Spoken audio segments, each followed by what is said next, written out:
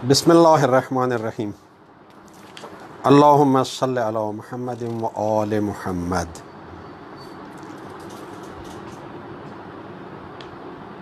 सूरह अनकबूत के ज़ैल में हमारी गुफ्तगू अल्लाह ताला के फ़ज़ल करम से और उसकी तौफ़ीक़ से जारी है।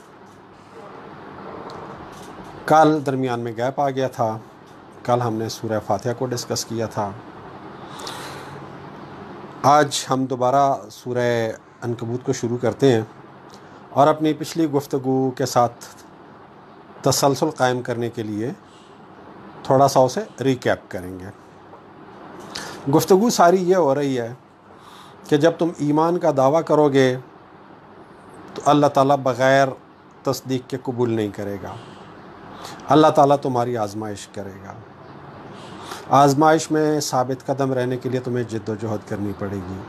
आजमाइश में साबित कदम रहने के लिए तुम्हें माँ बाप की मुखालिफतें बर्दाश्त करनी पड़ेंगी, अपने मुआशरे की मुखालिफतें बर्दाश्त करनी पड़ेंगी। इन सब पे साबित कदम रहना पड़ेगा। और फिर अल्लाह ताला ने यह भी बताया कि जो लोग हक़ और अहले हक़ के ख़िलाफ़ महाज़राई करते हैं वो अल्लाह की गिरफ्त से बच नहीं सकते।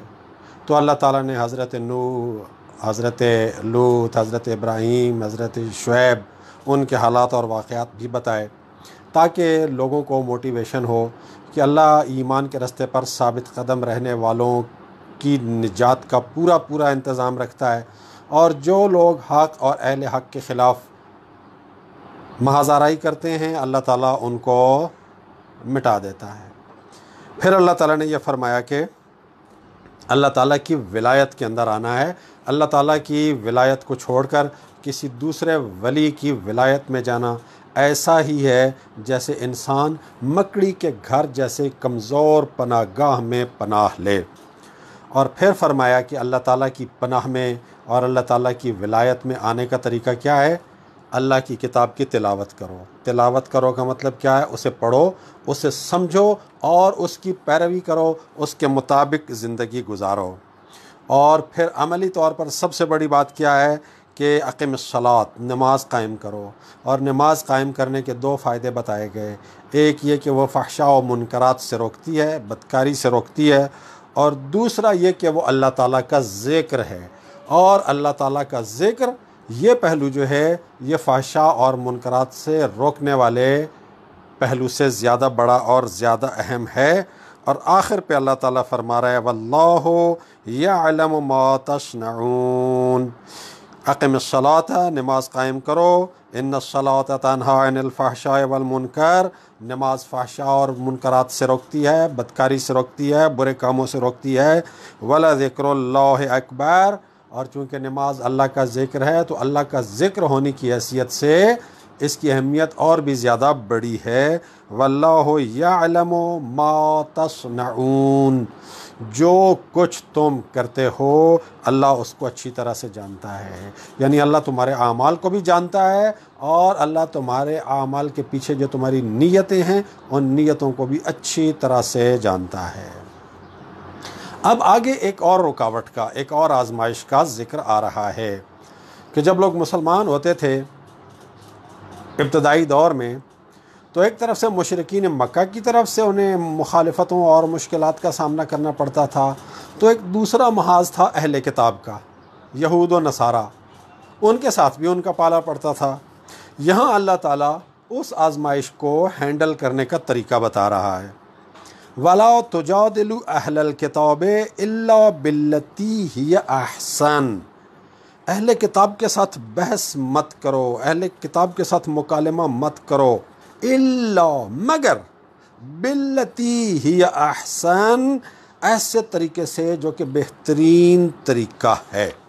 यानी अहले किताब यानी यहूद व नसारा के साथ जब गुफ्तगू करनी है तो उनके साथ गुफ्तगू और डायलॉग का बेहतरीन तरीका इख्तियार करना है।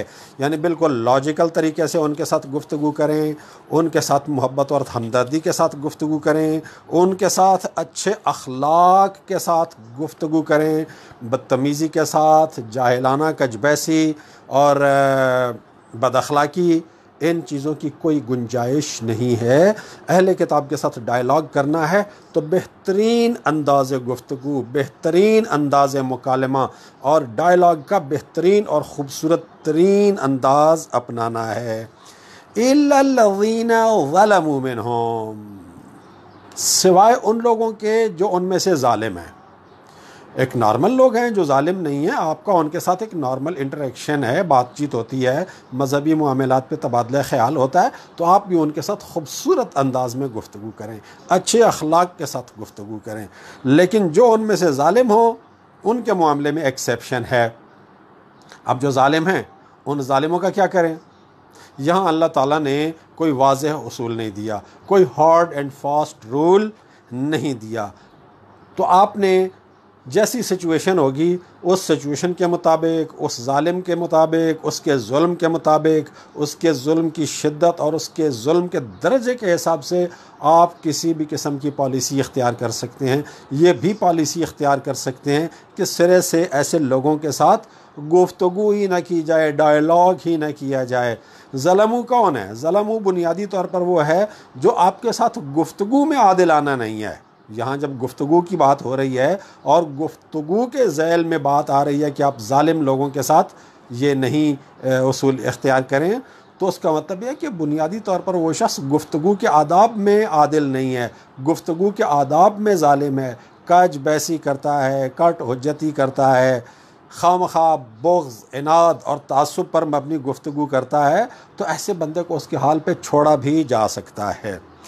اس کی ایکسیپشن کے علاوہ جو بیسک پرنسپل ہے کہ آپ نے اہل کتاب کے ساتھ ڈائلاگ کرنا ہے، خوبصورت طریقے سے ڈائلاگ کرنا ہے، اور آگے اللہ تعالیٰ اس خوبصورت ڈائلاگ کا طریقہ بھی بتا رہا ہے۔ وَقُولُوا، اور اہل کتاب سے ڈائلاگ میں، اہل کتاب سے گفتگو میں ان سے یہ کہو، آمنا بالذی انزل الینا، ہم اس چیز پر ایمان لے آئے ہیں جو ہماری طرف نازل کی گئی ہے، یعنی ہم اس ہدایت پر ایمان لے آئے ہیں جو ہماری طرف نازل کی گئی ہے، یعنی ہم اس قرآن پر ایمان لے آئے ہیں جو ہماری طرف نازل کیا گیا ہے۔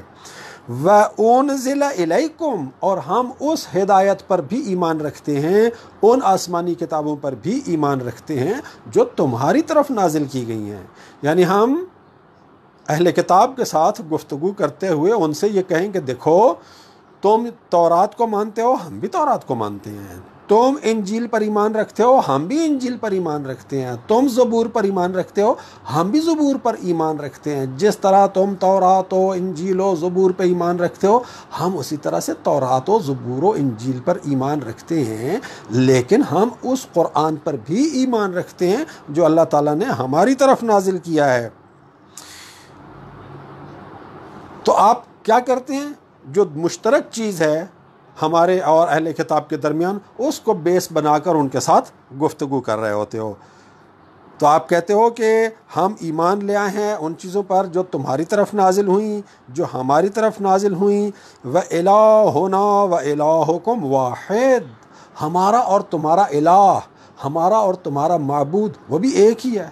تم بھی اللہ کی عبادت کرتے ہو، ہم بھی اللہ کی عبادت کرتے ہیں، تم بھی اللہ کے سوا کسی کی عبادت نہیں کرتے ہو، ہم بھی اللہ کے سوا کسی کی عبادت نہیں کرتے۔ تو جب ہم ان آسمانی کتابوں کو مانتے ہیں جن کو تم مانتے ہو، جب ہمارا اور تمہارا الہ بھی ایک ہے، معبود بھی ایک ہے، وَنَحْنُ لَهُ مُسْلِمُونَ، اور ہم اس معبود کے سامنے جو تمہارا بھی معبود ہے، ہمارا بھی معبود ہے، ہم تو اس کے ہر حکم کے سامنے سر جھکائے ہوئے ہیں، تو تم بھی اس کے حکم کے سامنے سر جھکا لو، اور یہ ہدایت جو اس نے حضرت محمد صلی اللہ علیہ وآلہ وسلم پر نازل کی ہے اسی طرح سے مان لو جیسے ہم ان کتابوں کو مانتے ہیں جو پچھلے انبیاء کے اوپر نازل کی گئی۔ اب یہ بات ایگزیکٹلی وہی بات ہے جس کا ذکر سورہ آل عمران کی آیت نمبر 64 میں بھی ہوا ہے۔ الفاظ کا تھوڑا سا فرق ہے۔ قل، اے رسول کہہ دیجئے، یا اہل الکتاب، اے اہل کتاب، یعنی اے یہود و نصارا، تعالوا الی کلمۃ سواء بیننا و بینکم، آؤ اس بات کے اوپر جو ہمارے اور تمہارے درمیان برابر ہے۔ جو ہمارے اور تمہارے درمیان مشترک ہے، جس کو ہم اور آپ برابر طور پہ مانتے ہیں، ایکولی مانتے ہیں، وہ کیا ہے؟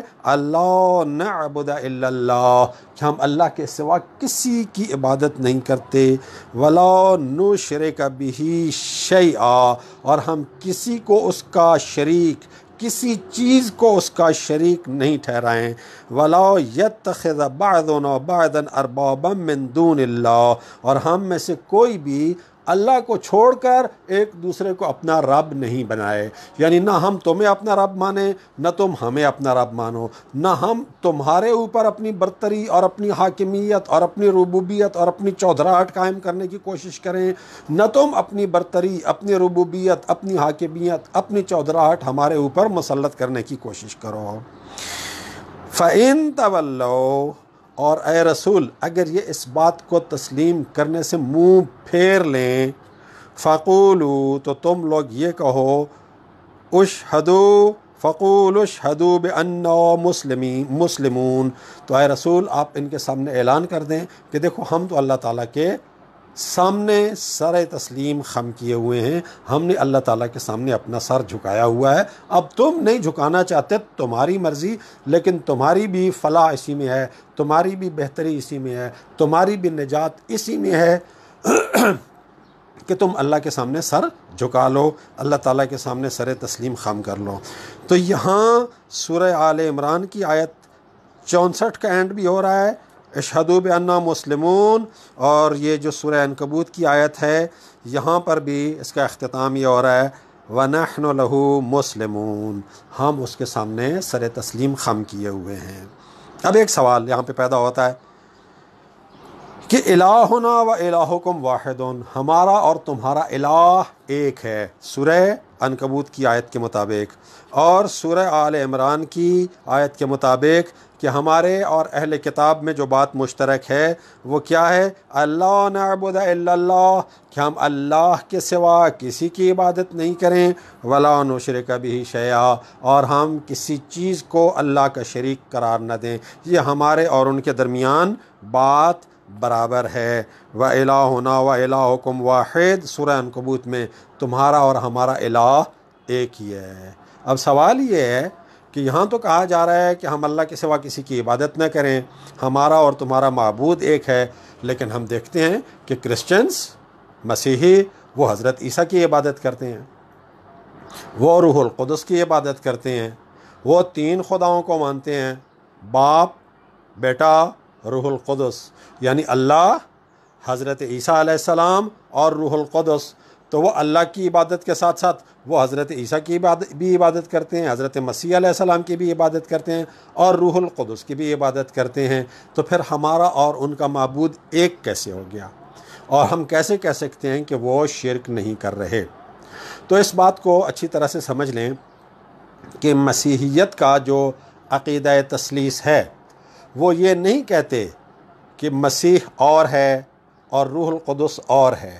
آپ ان کے ساتھ بیٹھ کے گفتگو کریں، ان کی لاجک سنیں، تو ان کا کہنا یہ ہے کہ اللہ ہی حضرت مسیح علیہ السلام کی شکل میں ظاہر ہوا۔ تو یہ جو حضرت مسیح علیہ السلام ہیں یہ اور کوئی نہیں ہے، یہ اللہ ہی ہے۔ ان اللہ هو المسیح ابن مریم، اللہ مسیح ابن مریم ہی ہے، یعنی یہ مسیح ابن مریم کوئی اور نہیں ہے، یہ اللہ ہے جو اس شکل میں ظاہر ہوا ہے۔ اور اسی طرح سے وہ روح القدس کو بھی اللہ ہی کا اظہار سمجھتے ہیں کہ اللہ ہی ہے جو روح القدس کی صورت میں ظاہر ہوتا ہے۔ تو اللہ ہی ہے، لیکن مسیح کی شکل میں بھی اللہ ہی ہے، روح القدس کی شکل میں بھی اللہ ہی ہے۔ ہم مسیح کی عبادت کرتے ہیں تو بھی اللہ کی عبادت کر رہے ہیں، روح القدس کی عبادت کرتے ہیں تو بھی ہم اللہ ہی کی عبادت کرتے ہیں، اللہ کے سوا کسی کی عبادت نہیں کرتے۔ تو اس بات میں ہم اور مسیحی مشترک ہیں کہ عبادت صرف اللہ کی ہے، لیکن ہمارے اور ان کے درمیان فرق کیا ہے کہ اللہ صرف ایک اللہ ہے، وہ نہ حضرت مسیح کی شکل میں ظاہر ہو سکتا ہے، نہ رسول اللہ کی شکل میں ظاہر ہو سکتا ہے، نہ روح القدس کی شکل میں ظاہر ہو سکتا ہے، وہ کسی اور شکل میں سامنے آتا ہی نہیں ہے۔ جبکہ وہ کہتے ہیں کہ اللہ اس شکل میں بھی آیا، اللہ اس شکل میں بھی آیا، یہ جو مسیح کی شکل میں آیا، یہ جو روح القدس کی شکل میں آیا، یہ اللہ ہی آیا ہے۔ تو بنیادی بات ہمارے اور ان کے درمیان ایک ہی ہے کہ عبادت اللہ کی کرنی ہے، لیکن وہ کہتے ہیں کہ ہم اللہ کی عبادت کرتے ہیں۔ اللہ کبھی اللہ کے طور پہ ہوتا ہے، کبھی اللہ مسیح کے طور پہ سامنے آ جاتا ہے، کبھی اللہ روح القدس کے طور پہ سامنے آ جاتا ہے، ہوتا وہ اللہ ہی ہے۔ لیکن ہم یہ کہتے ہیں کہ اللہ کسی اور شکل میں سامنے نہیں آتا، کسی شکل میں سامنے آتا ہی نہیں ہے، اس کی کوئی شکل ہی نہیں ہے، اس کا کوئی جسمانی وجود ہی نہیں ہے، وہ ایک ہی ہے جو احد ہے، صمد ہے، لم یلد ہے ولم یولد ہے ولم یکن لہ کفوا احد ہے۔ تو بنیادی طور پر ہمارے اور اہل کتاب کے درمیان جو مشترک عقیدہ ہے وہ ہے عقیدہ توحید۔ لہٰذا یہ چیز بھی ذہن میں رہے کہ اہل کتاب کو ہم قرآن کی روح سے مشرک قرار نہیں دے سکتے، اس لیے کہ واضح طور پر یہ آیت کہہ رہی ہے کہ الہنا و الہکم واحد، ہمارا اور تمہارا معبود ایک ہی معبود ہے۔ اور سورہ آل عمران میں کہا جا رہا ہے اللہ نعبد الا اللہ ولا نشرک بہ شیئا۔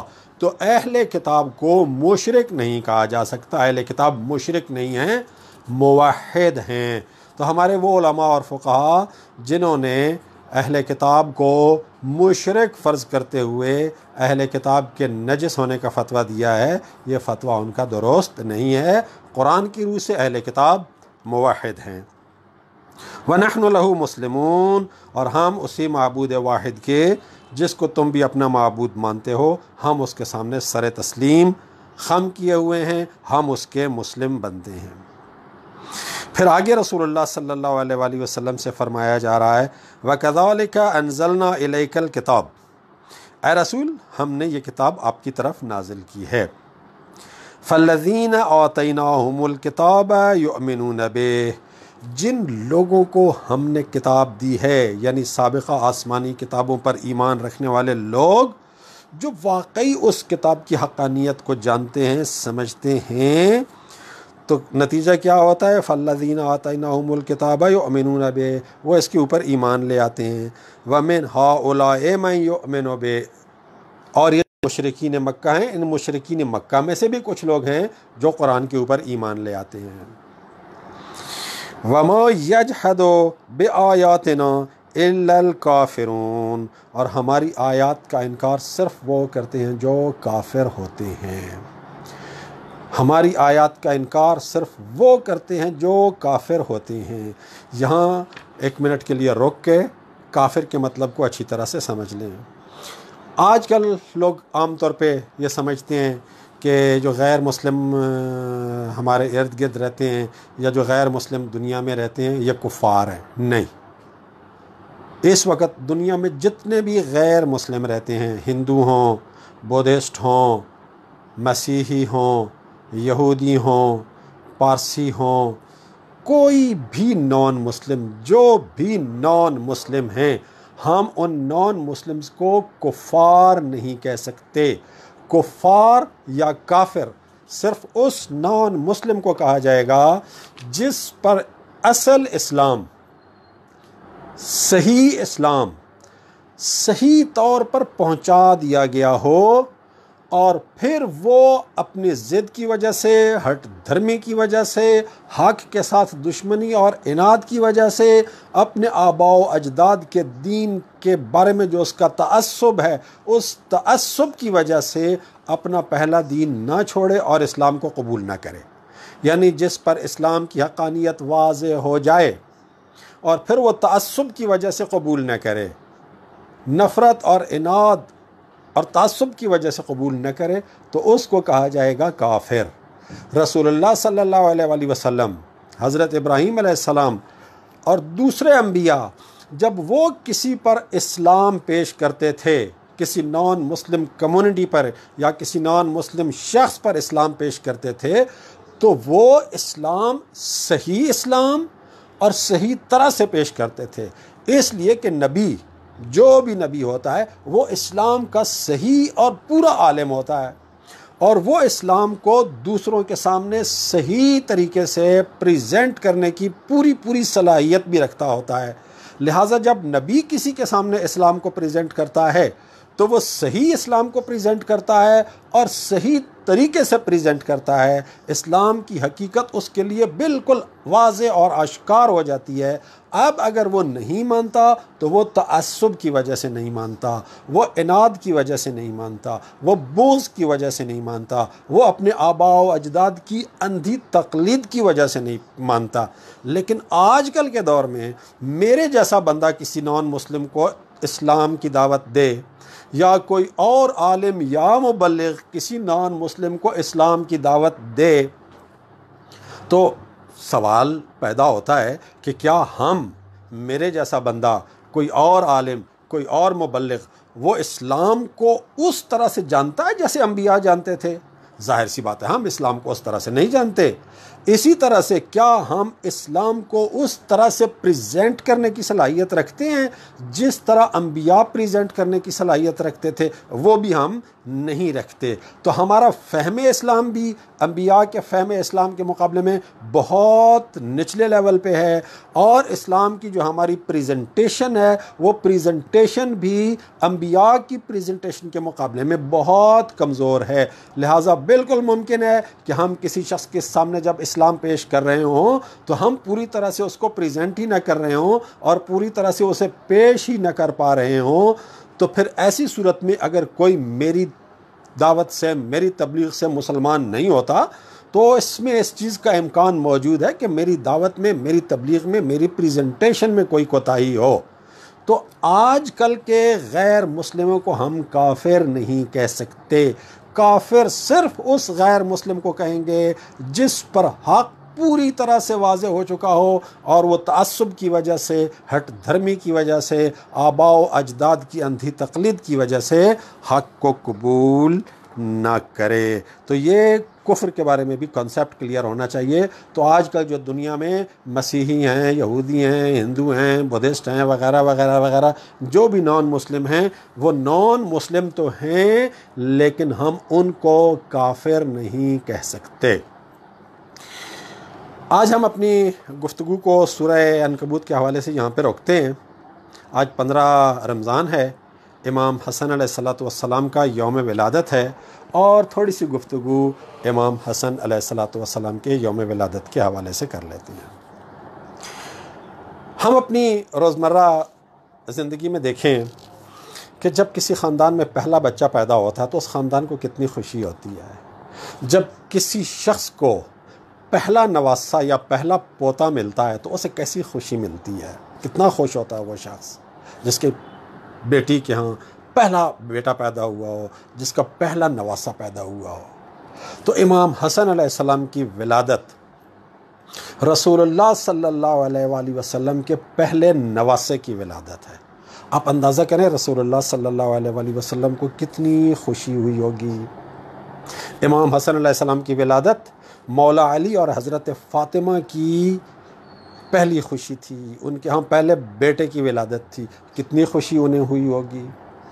تو ہم جب یہ دن مناتے ہیں تو ہم بیسیکلی رسول اللہ صلی اللہ علیہ وآلہ وسلم کی خوشی میں شریک ہو رہے ہوتے ہیں، ہم مولا علی اور حضرت فاطمہ کی خوشی میں شریک ہو رہے ہوتے ہیں۔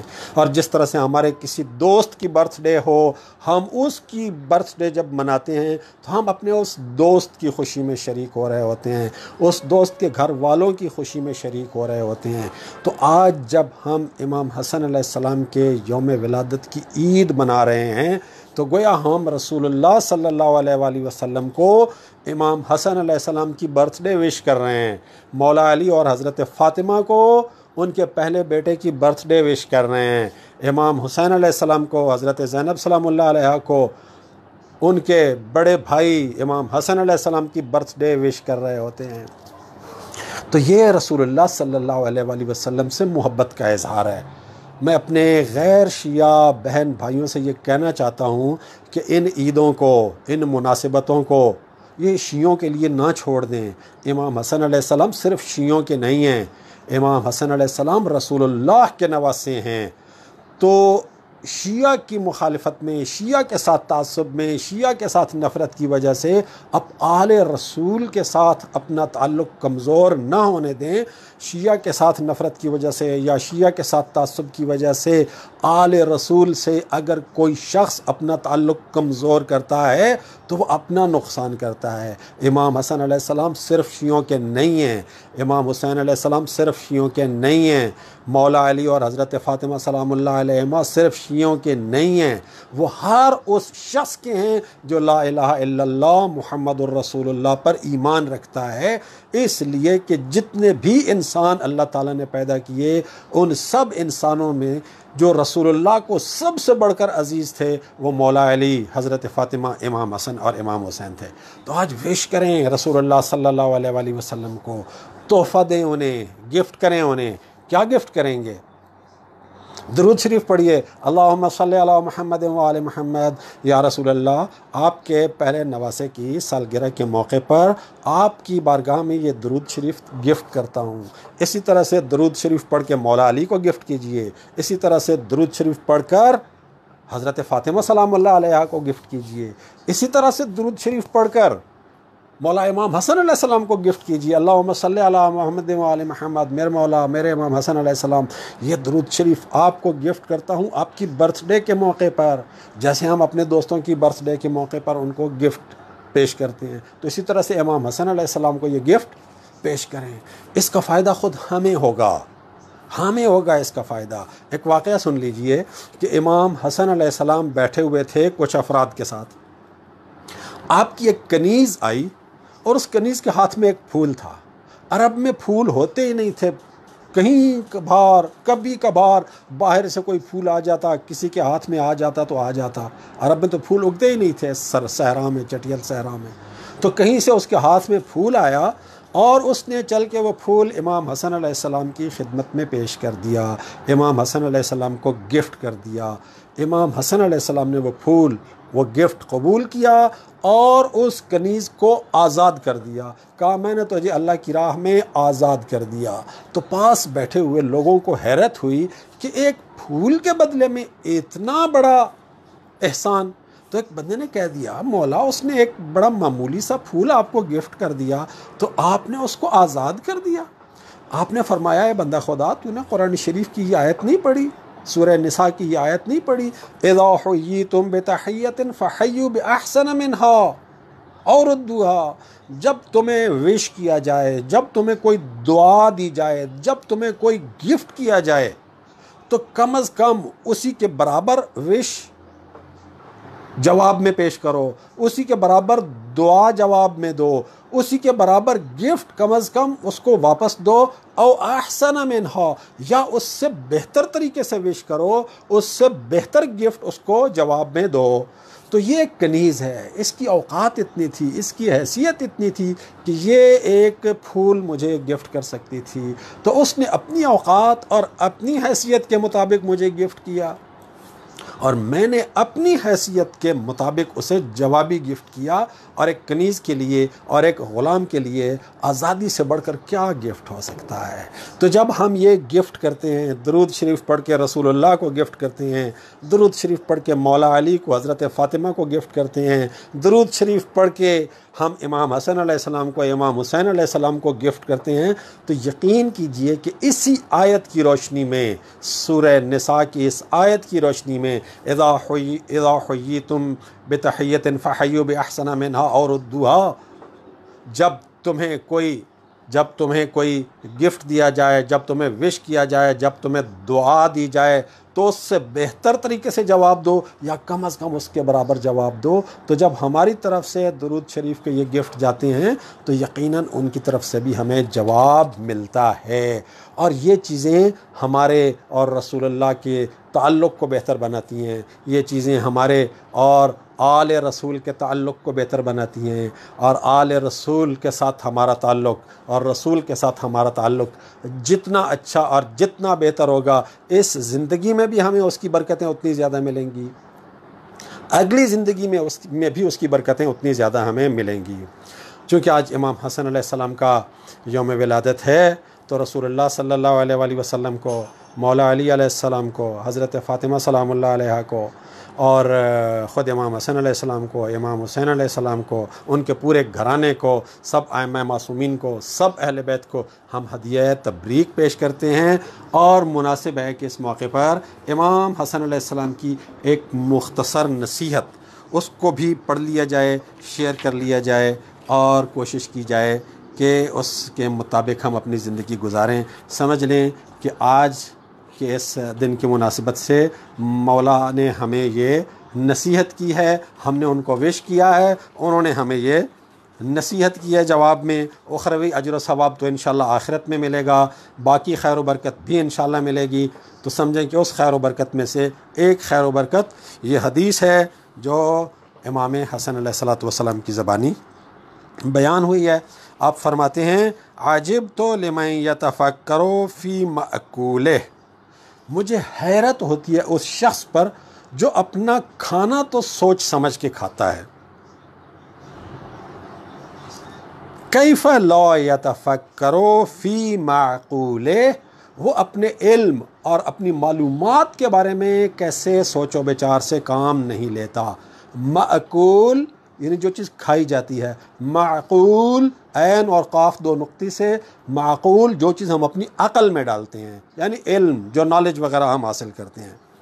فرماتے ہیں مجھے حیرت ہوتی ہے اس شخص پر کہ جو کھانا کھاتے وقت تو بڑا احتیاط کرتا ہے، دیکھتا ہے کہ میں کیا کھا رہا ہوں، لیکن نالج حاصل کرتے وقت کوئی کیئر نہیں کرتا۔ کوئی مولوی کہہ رہا ہے، کوئی صحافی کہہ رہا ہے، کوئی فیس بک پہ چیز آ رہی ہے، کوئی یوٹیوب پہ چیز آ رہی ہے، یہ دیکھے بغیر کہ صحیح اور غلط ہے قبول کیے جا رہا ہے، قبول کیا جا رہا ہے، قبول کیے جا رہا ہے۔ جبکہ کھانے کے معاملے میں وہ دیکھتا ہے کہ یہ صحیح ہے یا نہیں ہے، یہ تکلیف دہ ہے یا نہیں ہے۔ آگے فرماتے ہیں فَيُجَنِّبُ بَطْنَهُ مَا يُؤْذِيهِ، وہ اپنے پیٹ کو تو ان چیزوں سے بچاتا ہے جو پیٹ کو خراب کر دیں، وہ پیٹ کو تو ان چیزوں سے بچاتا ہے جو اس کو بیمار کر دیں، جو اس کو تکلیف پہنچا سکتی ہوں۔ وَيُودِعُ صَدْرَهُ مَا يُرْضِيهِ، لیکن اپنی عقل میں، اپنے دل میں، اپنے سینے میں وہ چیزیں بھرے جا رہا ہوتا ہے جو اس کو ہلاک کر سکتی ہیں۔ یعنی غلط نالج، غلط انفارمیشن، رانگ نالج، اور غیر مصدقہ علم، غیر مصدقہ اطلاعات، یہ ساری کی ساری یہ انسان کو گمراہ کر دیتی ہیں، اور گمراہ کرنے کے بعد انسان کو ہلاکت کے راستے پہ ڈال دیتی ہیں۔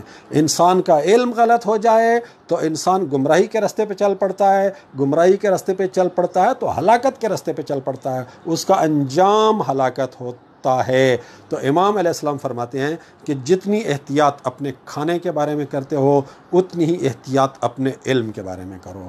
جس طرح کھانے کے بارے میں احتیاط کرتے ہو کہ تمہارے پیٹ میں کوئی نقصان دہ اور کوئی غلط چیز نہ چلی جائے، کوئی انفیکٹڈ خوراک تمہارے پیٹ میں نہ چلی جائے، اسی طرح سے کوئی انفیکٹڈ اور غلط نالج بھی تمہارے دل میں، تمہارے دماغ میں، تمہارے ذہن میں نہیں جانا چاہیے۔